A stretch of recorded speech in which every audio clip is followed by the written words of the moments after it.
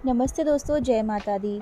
वट सावित्री व्रत की आप सभी को बहुत बहुत शुभकामनाएं। जिस दिन वट सावित्री व्रत है यानी कि 26 मई 2025 को, उसी दिन सोमवती अमावस्या भी है, क्योंकि सोमवार को पड़ने वाली अमावस को सोमवती अमावस्या कहते हैं। तो जो लोग सोमवती अमावस्या का व्रत भी करते हैं, वट सावित्री का व्रत भी करते हैं, उन्हें दोनों प्रकार की पूजा इस दिन करनी होगी। तो सोमवती अमावस्या की पूजा कैसे की जाती है, चलिए मैं आपके साथ पूरा वीडियो शेयर करती हूँ, करके दिखाती हूँ आपको। सोमवती अमावस्या के दिन पीपल की पूजा की जाती है, परिक्रमा लगाई जाती है, लेकिन कुछ लोग तुलसी की पूजा भी करते हैं। अगर उनके घर के पास पीपल नहीं है, पीपल की पूजा आप नहीं कर सकते हैं, तो आप तुलसी पूजन भी इस दिन कर सकते हैं, उनकी परिक्रमा भी लगा सकते हैं। वह विधि भी मैं आपके साथ शेयर करूंगी। फिलहाल इस वीडियो में मैं आपको पीपल की परिक्रमा करके उनके पूजन करके दिखाने वाली हूँ, पूरी विधि के साथ, पूरी पूजन सामग्री के साथ। चलिए वीडियो शुरू करते हैं दोस्तों। अगर आपको वीडियो अच्छा लगे तो वीडियो को लाइक शेयर ज़रूर कीजिएगा और हमारे चैनल को सब्सक्राइब ज़रूर कर लीजिएगा, ऐसे ही और भी यूज़फुल वीडियोस के लिए। तो दोस्तों, सोमवती अमावस्या की पूजा भी सुहाग की पूजा होती है। पति की लंबी उम्र और घर की सुख समृद्धि के लिए इस पूजा को किया जाता है। तो आप सुबह सवेरे स्नान करके परिक्रमा लगा लें। उसके लिए आपको स्नान करने के बाद शुद्ध कपड़े पहनना है, लाल पीली साड़ी पहन लें, जो भी शुभ कलर होते हैं वो पहन लें। अगर चुन्नी डालना चाहते हैं तो डाल लें, नहीं तो जो साड़ी आपने पहन रखी है उसी को आप सिर पर डाल लें और फिर पूजा शुरू करें। अपने साथ आसन ज़रूर से लेके जाएं, क्योंकि आसन पर बैठकर ही पूजा करनी होती है। तो सबसे पहले हम पीपल देवता को जल अर्पित करेंगे। तो जल में हमें डालना है थोड़ा सा गुड़ और काले तिल, और उनको जल हम अर्पित करेंगे, पीपल को सींचेंगे। उसके बाद हम पूजा शुरू करेंगे। तो सबसे पहले हमें गणेश जी की स्थापना करनी होती है। तो गणेश जी की स्थापना के लिए मैं पान, सिक्का और सुपारी लेकर आई हूँ, तो उनको विराजमान करेंगे। अगर आप सुपारी वगैरह नहीं लेकर भूल जाएं आप, तो ऐपन का इस पूजा में विशेष महत्व होता है। हम ऐपन ले जाते हैं, क्योंकि ऐपन से सोमाधोबन की प्रतिमा बनाई जाती है। तो ऐपन से ही आप सोमाधोबन के पास में स्वास्तिक बना दें, तो स्वास्तिक भी गणेश जी का प्रतीक माना जाता है। तो इस तरह से आपको सोमाधोबन की प्रतिमा बनानी है।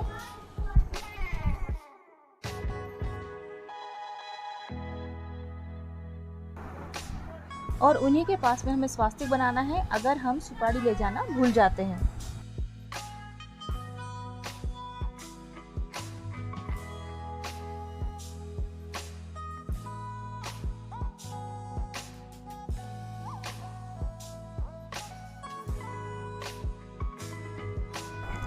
और उसके बाद हमें घी का दीपक तैयार करके ले जाना है। तो घी के दीपक को हम चावल का आसन देंगे और इसको प्रज्वलित करेंगे। उस दिन सोमवती अमावस्या है, तो उस दिन आपको रुई को नहीं जलाना है। तो कलावे की बत्ती बनाएं, घी का दीपक या फिर तिल के तेल का दीपक आप प्रज्वलित कर सकते हैं। उसके बाद हमें गणेश जी की पूजा करनी है। तो गणेश जी को हम जल समर्पित करेंगे। हल्दी, कुमकुम, अबीर, गुलाल, सिंदूर, जो भी आप ले गए हैं, अक्षत वगैरह सभी चीज़ें समर्पित करेंगे। गणेश जी को मैंने स्वास्तिक के रूप में भी वहाँ बनाया हुआ है, सुपारी भी रखकर आपको दिखाई है। तो जैसे आपको सुविधा हो वैसा आप कर लीजिएगा। सभी चीज़ें उनको अर्पित करने के बाद हम सोमाधोबन की पूजा करेंगे। तो सोमाधोबन को हम सिंदूर, अबीर, गुलाल, कुमकुम, हल्दी सभी चीज़ें अर्पित करेंगे और सभी को हम वस्त्र समर्पित करेंगे। तो गणेश जी को हम कलावा, जनेऊ, जो भी आप लेकर गए हैं वो अर्पित कीजिएगा। और सोमाधोबन को हम जो ऐपन हमने लगाया है, ऐपन के साथ हम कलावा या फिर चुनरी जो भी लेकर गए हैं वो हमको उनको ओढ़ाना है, समर्पित करना है। चुनरी मैंने निकाली थी मगर मैं घर पर ही भूल गई हूँ। अगर हो सके तो आप सोमाधोबन के लिए लाल चुनरी छोटी सी और पीपल देव के लिए पीला वस्त्र ज़रूर लेकर जाएं, उनको समर्पित करें। सभी चीज़ें समर्पित करने के बाद अब मैंने दीपक की पूजा की है। तो दीपक को भी हम हल्दी, कुमकुम, अबीर, गुलाल, सिंदूर, अक्षत और पुष्प अर्पित करेंगे। उसके बाद आप धूप बत्ती, अगरबत्ती जो भी लेकर गए हैं वो आपको वहाँ पर लगानी है। उसके बाद हमें पीपल के पेड़ पर ऐपन से 5 बार थापे लगाने हैं दोनों हाथों से।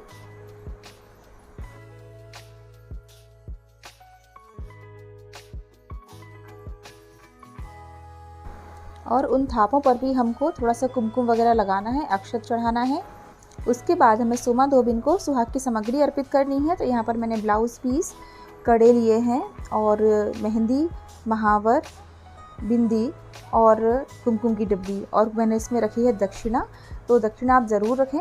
क्योंकि दक्षिणा से जो भी कमी होती है हमारे सामान में उसकी पूर्ति हो जाती है। तो सोमा धोबिन को टच करके हमें रख देना है वहाँ पूजा में। अब हमें भोग लगाना है, तो जो भी आप मिठाई वगैरह या कुछ भी चीज़ ले गए हों चढ़ाने के लिए तो उससे आप भोग लगा दें। कुछ ना कुछ आप ज़रूर से ले जाएं, थोड़ा बहुत। और इसके बाद हमें सोमा धोबिन की कहानी सुननी है। आप किताब ले गए हों तो उससे पढ़ लें, या कोई सुनाने वाली हो तो उनसे सुन लें, या फिर यूट्यूब पर आपको मिल जाएगी, आप वहाँ से भी सुन सकते हैं। मैं खुद भी कहानी अपलोड करूँगी, आप चाहें तो यूट्यूब से सुन सकते हैं। तो इस प्रकार से हमको भोग लगा देना है। और अब हम लगाएंगे परिक्रमा। तो परिक्रमा के लिए आप कुछ भी ले सकते हैं, जैसे कोई ड्राई फ्रूट्स ले सकते हैं, कुछ भी मखाने, बादाम, काजू, किशमिश वगैरह, या फिर मूंगफली के दाने ले सकते हैं। ये काफ़ी ईज़िली अवेलेबल होते हैं, घर में बहुत आसानी से मिल जाते हैं। और सुहाग की सामग्री से आप लगा सकते हैं परिक्रमा। सुहाग की सामग्री में जैसे चूड़ी है, बिंदी है, कुमकुम की डिब्बियाँ हैं, महावर की पुड़िया हैं, इनसे आप लगा सकते हैं।